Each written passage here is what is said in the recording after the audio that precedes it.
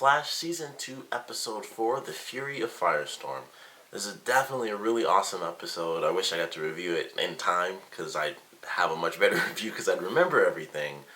But I really enjoyed this episode. We got to see multiple powers. We got to see an epic end to this episode, which I was not expecting at all. But I'll get to the ending, which I don't know what they're doing, but as usual, I'm just excited for every time they end an episode. It's like, what? So, the rest of the episode, like, just the normal stuff, definitely exciting. The Firestorm thing was really fun. We got to see, fire powers. We got to see two new characters. We got Jefferson Jackson, who is our new half of Firestorm. And we got Henry Hewitt, I believe was his name. I don't know what the deal is with the alliteration. I didn't realize that until I was just checking the info for their names before I did the review, and I was like, oh, that's kind of weird. But we get both these characters who were affected during the particle accelerator explosion. Jefferson was at a football game. He was about to go to college. He was going to get a scholarship for sports and stuff, and we found out that was kind of his end for school. He was, 4.0 student and a great athlete, but his family just didn't have the money. So once he lost that scholarship, it really altered his life and it changed him for the worse, he felt. And so we have these two characters that live very different lifestyles. Like, you could obviously tell that if their roles were reversed, it would be totally different. Like, we'd have an even worse version of Henry Hewitt because he was already a bad guy, which he was a total dick. At first, he was just a dick because it was like, they didn't get the fuse and stuff, and he wanted to become part of Firestorm. It's like, then he got super pissed off. Like, next time, you get someone's hopes up, you better have your facts straight. So I was like, well, he's kind of a dick. Obviously, like, of course, there's only going to be, one person who's going to make it. But then he just goes full on evil, and then we find out he wasn't just a dick who, was like a little mad or whatever. He actually had a criminal past where he, like, beat people up and stuff like that. So this wasn't just like, he got really excited for basically like the next step of his own life becoming, he didn't obviously care about being a superhero, just having like powers and, the physics and things, involved in that. It was just interesting. Like, he was just this crazy guy who was just super pissed off, and then he got powers. And he got some very interesting powers. I thought it was kind of funny how his abilities were very different than Firestorm's abilities. Like, they both shot sort of rays of fire in a sense, but Firestorm, it was actual fire. And then with Hewitt, it seemed like, obviously he was absorbing energy. It was almost like he had lightning powers in a sense because he would absorb the energy from everything, and then he could channel that into like shooting blasts at people. But it didn't seem like it was exactly fire, but almost like kind of like heat rays in a sense. Like, I don't really know how to explain it because there's not a ton of words I can think to use, but it wasn't exactly fire. It was just like waves of heat. Like, I don't want to say heat wave because that's an actual character we have, but that's just how it seemed to me. And I was like, it's pretty interesting how his abilities work, where he couldn't form with Dr. Stein, and then he gained this newer sort of ability that was very different than just, I have fire powers. He has the ability to absorb the energy in an area, like almost absorb the radiation too, and just kind of reroute it into his own powers. So I thought that was kind of cool how it wasn't just like, he has lesser version of Firestorm's abilities. He just has like different powers, and if he wasn't such a douche, he could have been his own hero, totally by himself. He could have had control over it, and now I think he's officially the first character we've had in the pipeline for this season, because we had the Atom Smasher in the first episode. He technically like died, and then we had Sand Demon. He definitely died because Barry just flat out killed him. He turned him into glass and he's dead now. So we have like our first official character in the pipeline, and they said they're gonna keep him there until he calms down, which I thought, like, they put that line in this episode and I was like, I don't know if that's a good idea. I feel like that could come back to bite them because he's such an evil character. Like, we get the past. Like I said, he started off as like, he's kind of a dick, and then it's like he's just a flat out criminal. and that's all there was to it. So I'm not 100% sure how this is going to play out. I don't think it's going to be like Captain Cold, where they can make a deal and he robs other cities and he stays out of town. This guy was really mad at them. I think they could convince him to not like lose his mind and tell everybody like this guy's the Flash. Considering he has superpowers, he can kind of go somewhere with that. I mean, that's a whole thing. Like he can study himself all he wants. So we'll have to assume that that's how that ends up playing out. But they put that in there. I was like, I don't like that idea of letting him go, to be totally honest. I don't know if that makes me a bad person or what. I was like, just keep him locked up forever. But it just seemed really risky, considering the fact that he was introduced in this episode alone, and he went nuts and tried to kill them because he got superpowers, but it wasn't good enough. So that's like, that to me is just insane. But that's their plan. It's gonna work out unless it doesn't, which I would love to see if they take it that route where he decides that he's gonna tell everybody. I'd love to see how that plays out, but I don't think we're gonna get that sort of episode. I really would love to, but I just don't think we will. But I love that side of this episode. Like, it was obviously the main story, and it was definitely entertaining. I really loved that. And then we had some pretty cool side stuff. We had I think just the insanity of just the family dynamic. Like, Joe has this family. It's been him, Iris, and Barry.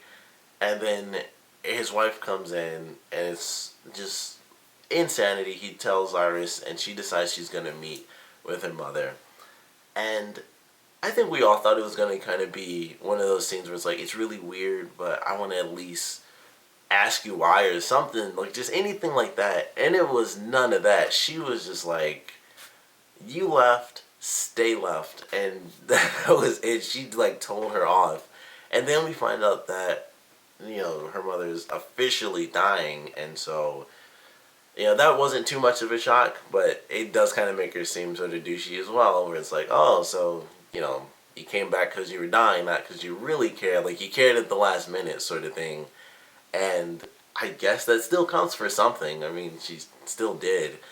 But then we get sort of a bomb dropped on us when Iris talks to her mother by herself, and she finds out about this whole other family, which she has a brother, at least, a half-brother. We don't know 100% right now, but this person was born 8 months after she left. So it's either Joe's son or she was cheating on Joe, and I'm going with it's Joe's son. I don't know if Iris ever had a brother in the comic books. I don't remember ever hearing anything about that. But they can obviously take certain liberties, and I would love to see how that plays out. But Iris kind of shuts that down. She was like, do I have a brother? I want to know, of course, but Iris, of course, she shuts all of us out, and it's like, well, we want an answer, but I'm sure we'll get it at some point. I don't know how they're going to do it, but things are going to be very crazy, I think, by the end of this season. Just even outside of metahuman stuff, I'm looking forward to that. And it's not going to be something simple. And we're going to have a character who is, like 3 or 4 years younger than Iris. That's going to be interesting to see. Like, I don't know how that's going to play out. And like I said, it would either have to be she was cheating on Joe, which that's still Iris's brother. Like, either way, Iris has a brother. So that's how, it might be a half-brother, but no matter how it plays out, Iris has a brother that she never knew about. Like, it might not be Joe's son, but Iris has a brother that she never knew about either way. So I don't know how it's going to play out, but I thought that was insane. Like, she has a son, 8 months. Like, having a son, that seems to always be the case where it's like, oh, they left us, and then, they have a new family. They rarely ever do it where it's like, oh, they had a new family, but not really, because they were already pregnant or, something like that. So that adds a whole different dynamic. It's not just like, oh, you left us and now you're supporting this new family. It's like you left us and took away this new element of the family that we never even knew about. So it just makes it even crazier. And I love it. I thought that was really cool. And we'll see how everything works. I mean, she still kind of shut her mother out, but I'm sure that's, of course, not going to be the end of it after they kind of threw that in our faces. But I love that side of this episode. I cannot wait to see where that storyline goes, or I don't care how long it takes, it's going to pay off and it's going to be insane. And it's going to have a really big effect on these characters. And it's not just, obviously, it's going to be like Joe, Iris, and Barry. So, however that stuff plays out, I'm looking forward to it. That was really fun. We got to see Barry and Spivot get a bit closer. So, of course, they're playing on that little relationship, which I think was pretty cool. I thought that was definitely something. I'm looking forward to them officially getting together. Like, all their nerdiness, I enjoy. It's really funny, and it is very it's not exactly like Felicity, but it's definitely silly where it's like Felicity might say certain things, but I think in Spivot's case, she kind of reads into things differently. Like, Felicity would say stuff in a really weird way, but Spivot will hear stuff in a really weird way. Like, she'll hear stuff that it's not how it's not meant to be. Like, when she gave Barry her number, it's not exactly what he was asking. Like, oh, let me have your number so I can call you and we go out or something like that. So it's kind of like the opposite of Felicity saying stuff. Spivot hears things differently than she probably should, but it always works out. We know they're going to end up together, and Joe flat out tells Barry, like, you're not going to feel the same way you do about any first love, but you shouldn't stop yourself from figuring certain things out. So they're going to be together. We all know that. It might take, 8 more episodes, who knows, but looking forward to that. I did not expect her Shark Man thing to come back, especially after Barry did the analysis, because he wasn't hiding that. It would have been a part of the main case. So he was just like, sorry, you got human DNA, nothing to it. And so we get this little narration, and it's like, oh, trying new things, and I'm going to, possibly ask her out, yada, yada, yada. And then here comes this giant effing CG hand from the background, and, like, when I first saw it, I was like, what am I even seeing? Like, I didn't even register for a second. And then we get an actual giant shark man. I don't know how that wasn't all over the news. Maybe he can transform back and forth. I don't know the character. But that was insane. Like, there's just a giant shark. I was like, what in the world am I seeing happening right now? And then we get Wells coming back. He was in a scene earlier, but nothing really happened. He was just in the background, and he just walked menacingly forward. So nothing there, really. But the end scene, he helps Barry, and I'm like, there's no way they're going to do this. I was like, if he turns around, he's going to know that it's Harrison Wells. And that's exactly what they did. And I'm so glad they did that, because the tease would have been insane. It would have been too much to handle. But I'm so glad that he actually turned around. And it's like, boom, Harrison Wells is officially alive. I guess technically he was in 2 scenes, because he was in the scene where he stole the gun, whatever that specific gun does, which I thought they really made it seem like he was evil in the beginning. And I guess you'd have to kind of think back to Season 1 for it to be that way, because in Season 1, Eobard Thawne stole from the same company, and what he stole was like the tachyon particle thing. And that's exactly what they said in this episode. It was like, oh, it's in like the tachyon whatever. It was something that had to do with time travel. They may not have specifically said the tachyons, but it was something about time travel, and I was like, it just makes it seem like it's definitely an evil version of him again. And I was like, that I think they did that on purpose to make it seem like, oh, he went there to steal something to travel through time or space and time. And so I was like, okay, so he is going to be evil again, because he's basically stealing like the same thing or something. But based on the preview, he's going to be a good guy. He did create Zoom.